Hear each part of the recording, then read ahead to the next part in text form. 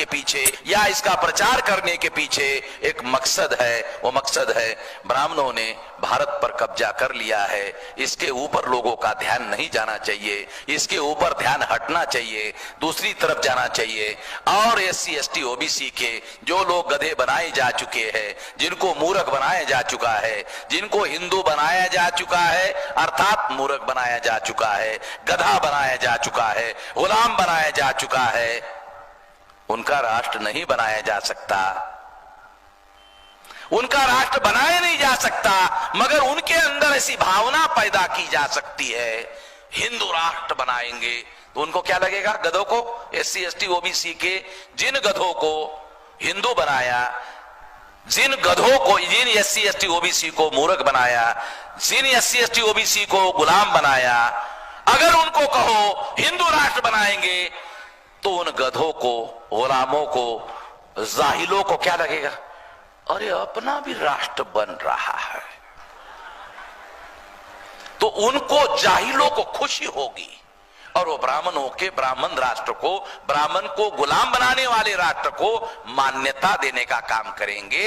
इसलिए खतरा, मुसलमान भारत को राष्ट्र, हिंदू राष्ट्र बनाने में साथ देता है या नहीं देता है, ज्यादा संभावना है मुसलमान भारत को हिंदू राष्ट्र बनाने में साथ नहीं दे सकता।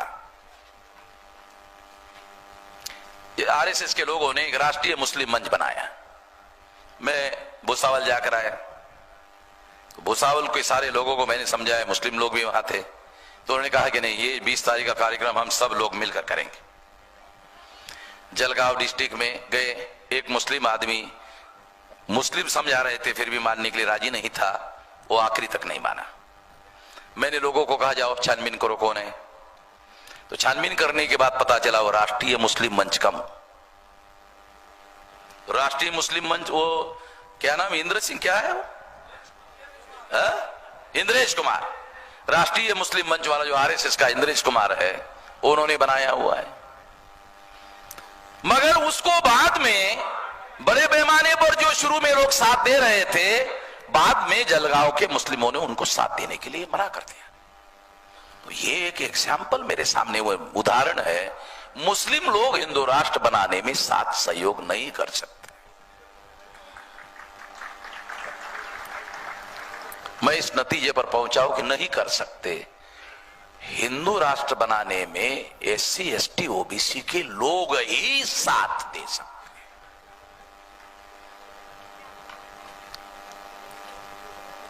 और अभी तक दे रहे।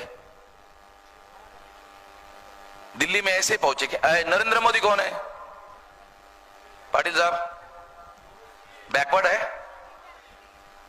नरेंद्र मोदी एक गुजरात का बैकवर्ड क्लास का आदमी है। एक बैकवर्ड क्लास को ब्राह्मणों ने नॉमिनेट किया प्रधानमंत्री, जिसकी संख्या गुजरात में 5% में पाव नहीं है।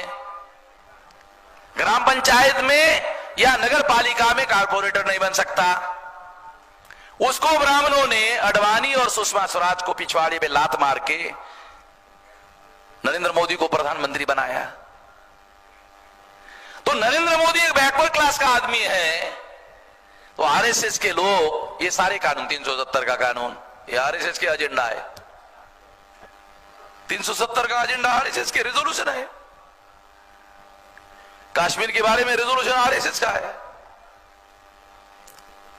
ये सारा एनआरसी हो या सिटीजनशिप अमेंडमेंट वाला सारा मामला ये आरएसएस का है। तो आरएसएस का एजेंडा कौन अमल में ला रहा है?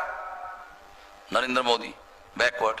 और दिल्ली में अगर इन लोगों को सरकार बनाने में साथ सहयोग मिल रहा है, तो मैं ऐसा मानता हूं एससी एसटी ओबीसी के लोग। तो भारत में हिंदू राष्ट्र निर्माण करने में एससी एसटी ओबीसी के लोग के साथ सहयोग से ही बन सकता है। मुस्लिम हिंदू राष्ट्र बनाने में साथ सहयोग नहीं कर सकते।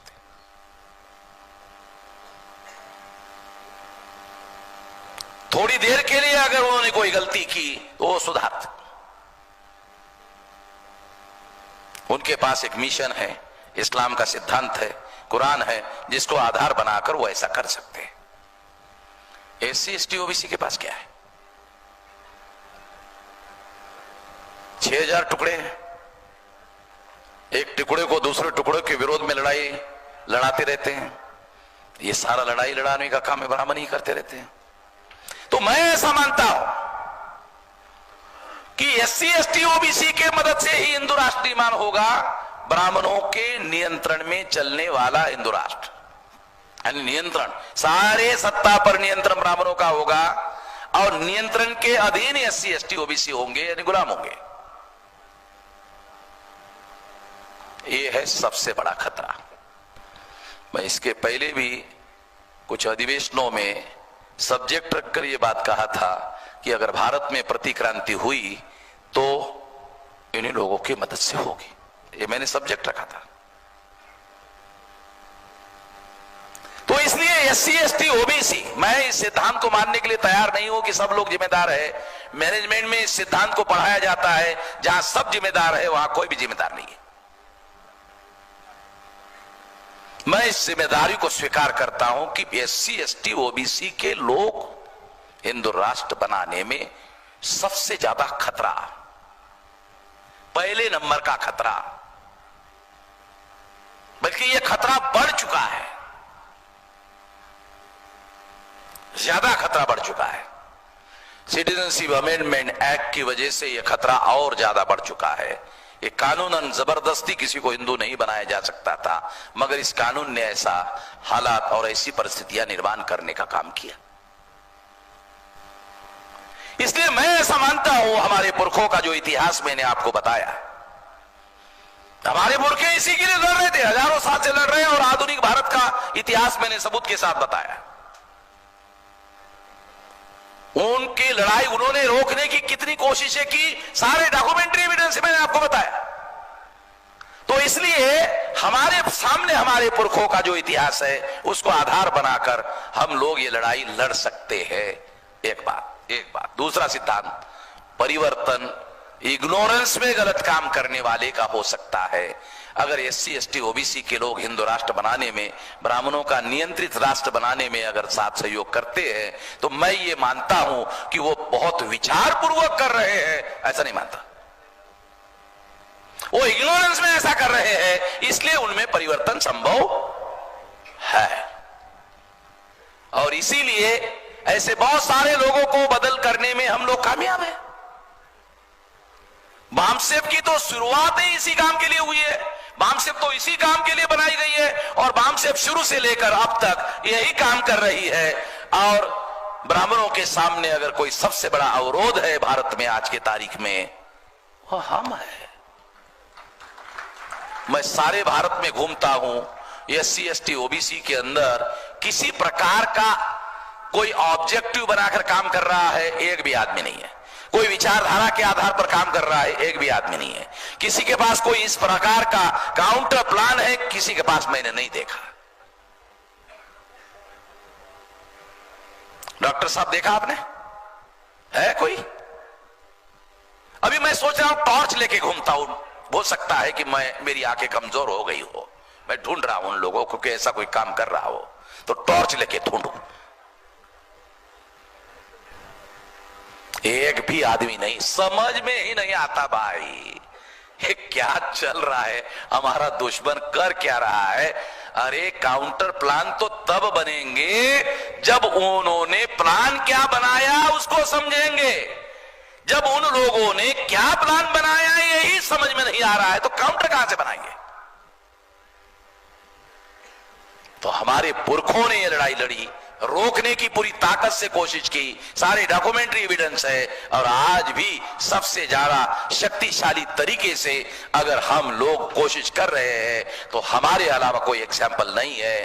और आखिरी बात, हमारे अलावा कोई एग्जाम्पल नहीं है। एससी एसटी ओबीसी के लोग ये राष्ट्र बना सकते हैं और यही लोग रोक लगा सकते हैं। और एक बात आपको बताता हूं, यही लोग रोक लगा सकते हैं। इनको ही रोक लगाने के लिए तैयार करना होगा। इनके लिए हम लोगों को पूरी एनर्जी और पूरी ताकत लगानी होगी, तब जाकर ये कामयाबी हम हासिल कर सकते हैं, ऐसा मेरा यकीन है, विश्वास।